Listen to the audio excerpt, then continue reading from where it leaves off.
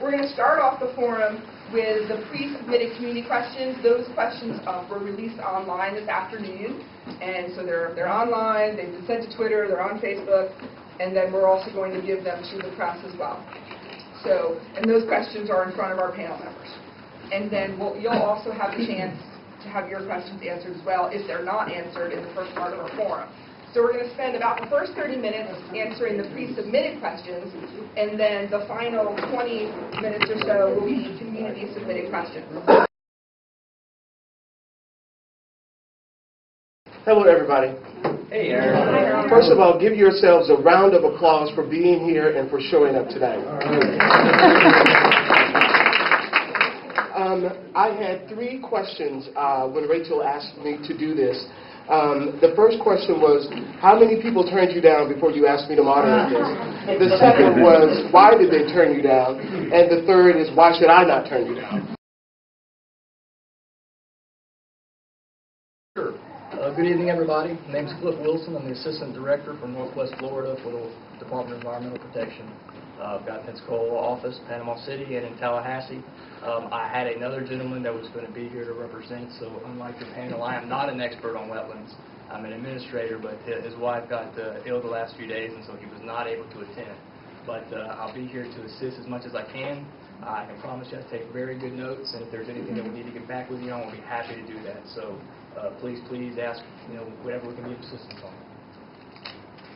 Good evening, I'm Louis Serna. I'm the Planning and Community Development Director for Wakulla County. I've been in the position for about 2 years, but I have about 20 years of planning and permitting experience. About half of that time has been in the private sector as a consultant and permitting specialist, including in Wakulla County. So I do have the perspective of, I have permitted development, and I've also reviewed development. Hello, my name is Tabitha Frazier, and I'm one of Leon County's Soil and Water Conservation Supervisors. And I am a North Florida native. I grew up canoeing and hiking this area and fell in love and went to Florida State and majored in environmental studies and ended up going on to University of Florida where I mastered in environmental engineering where I specialized in wetland restoration because I knew how important this is to this area. And so I'm grateful to be here. I can answer questions about why wetlands are important, why the buffer zone is important, why Wakulla County went above the state standard because they care about their land, but I'll be able to help with any of that information. I'm Jim Stoudermeyer. I did about just shy of 30 years with the Department of Environmental Protection, 17 of those years in the Wetlands Program. Roughly 10 of those years as either a Deputy Division or Deputy Bureau Chief, or Chief of Staff with the Division Director of the Division of Water Resource Management, and I retired 2.5 years ago.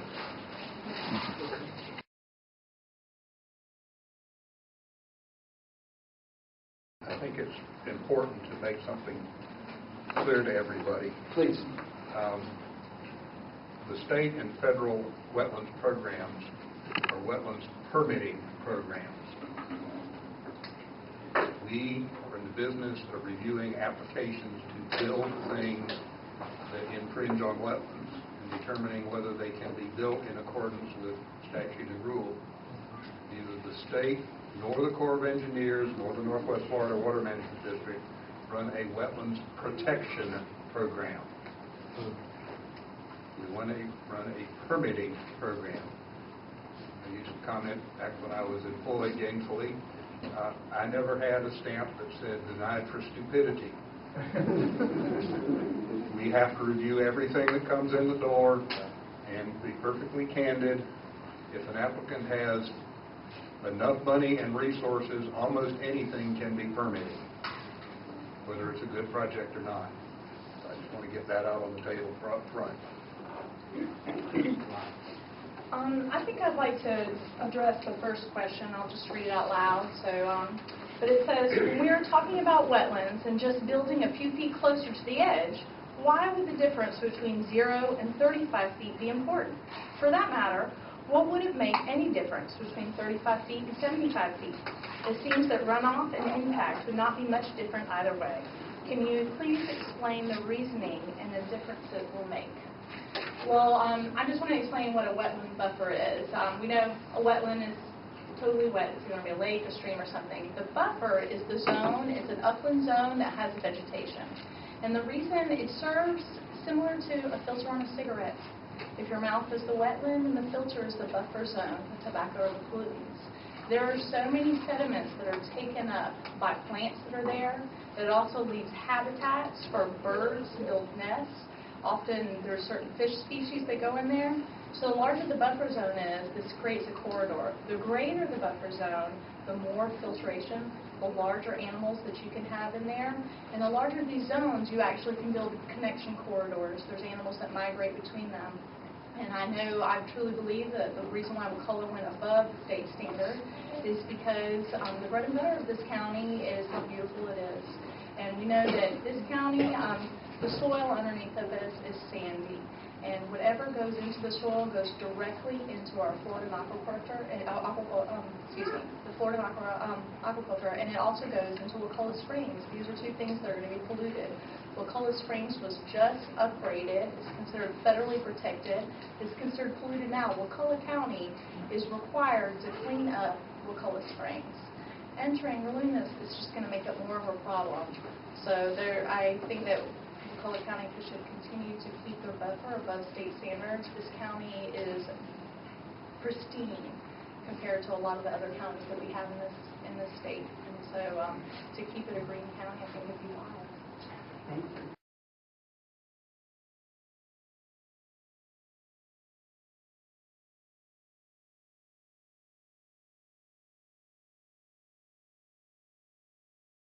Well, the Wetlands Ordinance really implements the policies of the comprehensive plan, and it provides more detail. One of the important things the Wetlands Ordinance does is that it establishes procedures by which our staff reviews for wetlands impacts. So it is important to have that ordinance in there. The buffers are from the comprehensive plan. The 75-foot buffer that's broken down into a 35 and a 40-foot buffer are in the comprehensive plan, but they are mirrored in the Wetlands Ordinance. So that's basically the difference.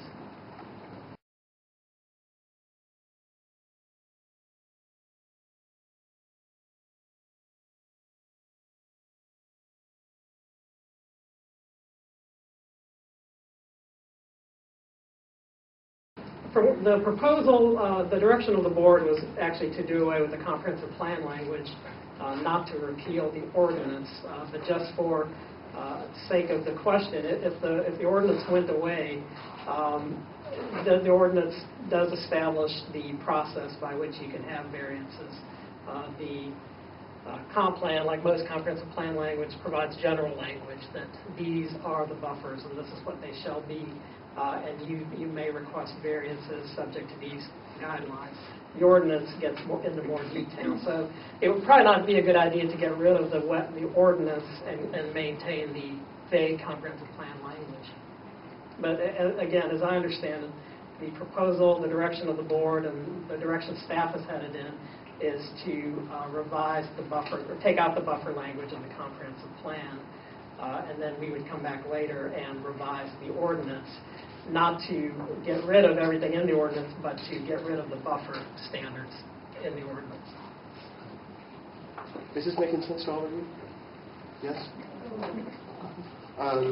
No, excuse me. I Yes. have a question here. Cynthia P. Shingles here. I noticed that Can you write down, please? Because we're not good with the audience right now. well, he did ask, did we have any questions? You're starting trouble, Herb. Oh, so I just have to understand. You just have to understand. But can you hold your question for a moment? Yeah, what's your question? Well, fine. Popular vote. Rachel, Okay. so why don't we switch up the plan a little bit? Let's switch up the plan a little bit. So No, please the ask your question. is, no. Okay, I noticed that you're reading from all your paperwork and everything. So the wetland, from your own mind, not from what your notes that you have there on your hand, what are you saying here? Well, the question, I guess, was, No, don't look at your notes. I'm trying to remind myself of what the question is. Again, the question is what would be the impact if we got rid of the ordinance and kept the comprehensive plan language. And that's not really what's being proposed, so I don't know whether it's useful for me to answer the question. I don't know if that makes sense to y'all, but again, to come back, the comprehensive plan provides the general guidelines for protection. Why the door come back again, because you're still not answering. I'm sorry, I don't mean to be vague. I'm just trying to simplify things. So wouldn't the direct answer to the question, regardless of what direction the board is going, if you repealed the ordinance and kept the comp plan, then you would be left with a comp plan and no implementation mechanism? Generally, but we would still, those policies are still in the You'd have to comprehensive plan, yeah, and we would still have to enforce buffers. Yeah. And we just wouldn't have But no process on paper. the process, exactly, yes. Thank you. I can't help it. Does that help at all with your question? Does that help at all with your question in the back? No. Okay. All right. Yes, Tabitha. Something that I just like to kind of inform people about, and I discovered a little bit doing my research for this. I had just being someone that lives in this area, I had noticed that Wakulla County had required federal emergency management help with rain events. One was just Tropical Storm Debbie, not even a hurricane. And there were other significant rain events where it was considered a state of emergency down here in Wakulla. And so someone that deals with water issues up in Leon County, it did make me question why this was continuing to happen down here in Wakulla County with the ordinances that were in existence. Actually, Wakulla County has been flagged by FEMA because there has been so many FEMA claims and flood insurance claims from Wakulla County. Actually, the state of Florida accounts for 40% of all flood insurance claims in the country come from the state of Florida. Currently, right now, Wakulla County, every single wetland is being reassessed where the lines are because the federal government believes the lines weren't accurately done or that information is outdated, which is why homes continue to be flooded. Now, what this can eventually lead to is there's an interesting story here in Florida, and there's a gentleman in the audience that actually owns a home in a town called Caryville. And if you're traveling down I-10 towards Pensacola, there's still an exit for it. It's on the Choctawhatchee River. And Caryville was a town that consistently flooded when the Choctawhatchee River rose, and the residents continued to get FEMA money. It is the largest town purchased by FEMA in U.S. history. They actually bought out the residents because their homes were built in flood zones. Wakulla County right now is going to have the flood zone map is being reassessed currently. So, because so many homes are continuing to flood. So there's something to keep in mind that that's going to be happening irregardless of what the county procedures. The wetland, they're going to be reassessed. And so, just personally, I have a theory this is why the county is wanting to look at the buffer zone. If something's going to be coming down on high to help protect the wetlands and stop from FEMA claims. And something to keep in mind, if you're attracting businesses down here to Wakulla County and you can't get insured, how much business is that going to attract? How many people are going to buy here when you can't be covered by insurance? Just something to keep in mind when the county goes forward with this vote. Related to that, Okay, Don't excuse me confuse again. You know what? wetlands. You don't have microphones, and I'm deaf. If you could speak up a little bit more, I could understand. Okay. You're speaking kind of low, okay? Sure. don't confuse wetlands with flood zones. Wetlands are areas that the vegetation is predominantly dependent on being wet. The soils are called hydric. They're what we call swamps, basically. But landward of that, on what we call uplands, people that live over in Sopchoppy well know this. When the Sopchoppy River floods, it's not the wetlands only that get wet. The town gets wet. People that are high and dry get real wet. So buffer zones give you a little bit more flood protection because the wetland can store a bit more water, but they still don't get you out of the flood zone. If FEMA goes to remap flood zones, that impacts on your flood insurance rates. Any of you that have been following the St. Pete Times is aware of the astronomical increases proposed for flood insurance. orders of magnitude, $1,700 to add another 0 per year. It is very, and I think that we can all agree that even isolated wetlands serve as storage for flooding. Water goes there, it's better than being on asphalt. And so even if it's not a flood zone, isolated wetlands are just as important. They help with storage capacity and also help recharge the Florida aquifer. The county recently received a grant from DEO to look at our community rating system, which is the flood program that we have for the county. And depending on the actions that the county takes, people who are in flood zones get breaks on their flood insurance. And one of the things, we are going to be reassessing that whole program to try to get better rates for the county. And one of the things that we should be getting credit for are regulations above FEMA's minimum requirements. So that's one of the concerns that we've expressed, staff has to the board, about the changes to getting rid of the wetland buffers could possibly affect that, could possibly affect the county's ratings. Now, we won't know until we actually do the full assessment, but that is something that you can get points for. What is it like for you to hear all this? What is it like for you to hear all this? What is your responsibility from this thus far? Well, I think there's a great deal of concern. I mean, based on what I'm hearing, and I mean, it sounds like you've got a lot of very interested community and citizens. You know, from a state standpoint of what our rule regulates, we have our regulations, we have our statutes, and then you have all your local cities and counties can have their own. They can be either more or less. I mean, it's all over the place across the state. So, you know, with the variability, that's what you run into. Can you speak louder, please? Yeah. We're not Earlier. Old people here. Sure. Yeah, too many old people. I will repeat. Sorry, I apologize for that. No, I mean, I definitely hear the concern, and as we navigate through, you have state rules, you have state statutes that we are bound by from where I am located, and then each of these different cities and counties can have their own statute, or not statute, but they have their own rules and regulations that can be more stringent or they can be looser. We know across the district that we have here in Northwest, some are more stringent, some are less. And that there is that latitude. So, you know, it's interesting to hear some of the different perspectives that I'm hearing right now.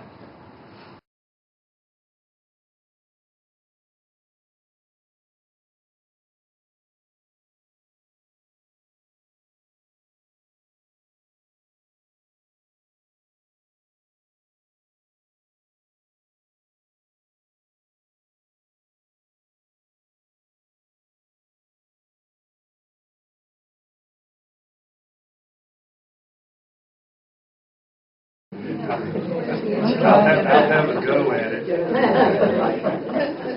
Wasn't my question.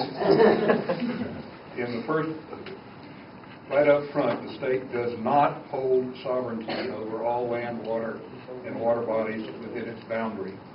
The state, by virtue of statehood, owned at the time we became a state, 1849 or so, owned all of these submerged lands under tidal or navigable water bodies. They also owned what were called swamp and overflowed lands. For the first 100 years or so of statehood, the state frantically tried to get rid of as much of that property as they could. The state managed to get rid of almost all swamp and overflowed lands, deeded out a good bit of the submerged lands like the bottom of the Gulf, the bottom of the St. Marks River. We had quaint court decisions inflicted on us. Many of you in the room may or may not know that the Wakulla River is not a navigable river. Thank you, Ed Paul. You cannot run a boat up the Wakulla River because it's not navigable. That's why the fence is still there. So, the state has sovereign ownership of what is left of those submerged lands.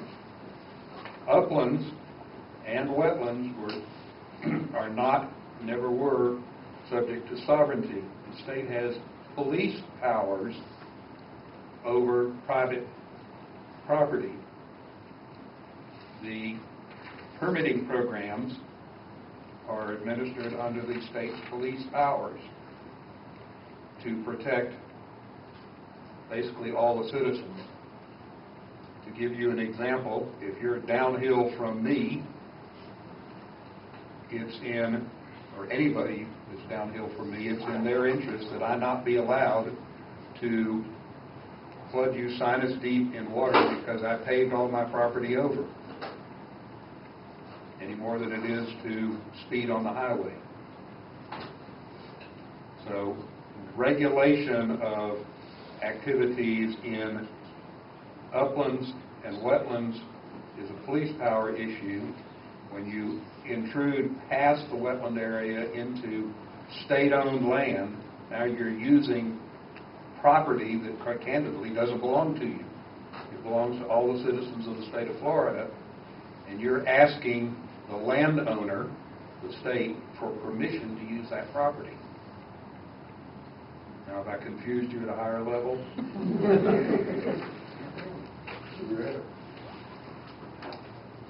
Just something that clarified it to me, in case people aren't from a navigable water, if you can take a canoe up it or a kayak, it's navigable, and it belongs to everybody. And something that has come up to contention is in floodplains. And I remember this in graduate school when the Wakulla River flooded. I'm going up there in Sutton's Lake Park to look at incredible 20-foot-high cypress knees.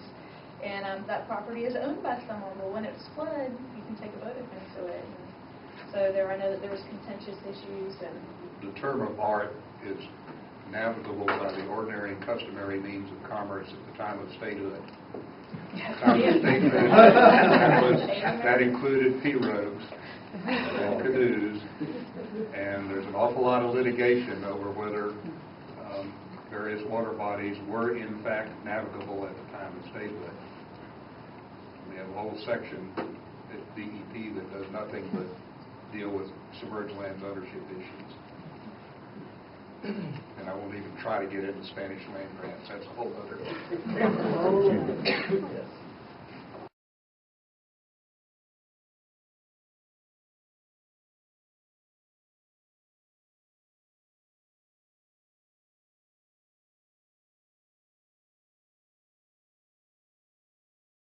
As I mentioned before, I have wetland service recharge zones for the Florida aquifer. And so isolated wetlands are incredibly important. Not only that, but there are certain species that may not be on people's radar, but they are part of the food chain, whether it's salamanders or different frog species. And they use these isolated wetlands to actually reproduce. Often they have to lay their eggs in different type of wet habitats. And isolated wetlands will sometimes only exist for certain months out of the year. And so it's really important to have these if you want to keep up the wildlife health. And you got to think there's a food chain, and so there's a good possibility when the disappearance of the small salamander or frog that will continue up the chain and will affect other wildlife. So it's really important to keep these isolated wetlands. In addition, one of the largest groups that lobbies for the protection of wetlands is a group that should be really familiar up here in Wakulla County. Is Ducks Unlimited. It's actually one of the largest hunting organizations in the nation. They lobby, and they lobby for the protection of wetlands, specifically for wildlife habitat, so they can keep up with the duck hunting. And I know that hunting and wildlife attraction is something that's very big here in Wakulla County. So it's definitely in your best interest to have these type of things so these type of waterfowl can continue to come here. Let's keep going down this. Yes, please. I was just going to add real quick, I can't speak to anything at the county level, but I can speak to the state side of it, whereas prior to 2010, the state did not have isolated wetland regulations. But as of November 1st, isolated wetlands of 2010 became regulated. They became jurisdictional, and they now fall under our regulations. So in the past, where that was not under our purview, that has changed, and it's been that way under the new rule that went into effect 2010, as well as the one that goes into effect, the new rule October 1st. So just wanted to add that for the group on the state side. Can you tell us what the new rule is? It's 62330 is the new rule. It's statewide ERP rule. Right now we currently have ERP for Northwest District, which includes these 16 counties. And it has been in effect since November 1st, 2010, Phase 2 has. And the new rule, which is basically a consolidation of all of the rules across the state, and it goes into effect October 1st. So what's different about it? I'll tell you, for Northwest District's perspective, there is not a whole lot of change whatsoever, because ours was the last rule that was implemented in 2010. See, prior to that, we were much different from the rest of the state in terms of what our rule was. It was, let's just say, it was all over the place. It was very, very generalized, very vague under 62-25 and 62-312. So that came in line in 2007 for Phase 1 of ERP and in 2010 for Phase 2. The biggest difference, the isolated wetland is still a component of the new rule. It basically is getting all the different districts aligned, whereas Northwest District has this rule and an application, and every other district you go to has a different rule, different application. This just consolidates them and gets them all in the same rule and same application. Is it that? Tell us how to find Yes. that. Is it this right here? That is the...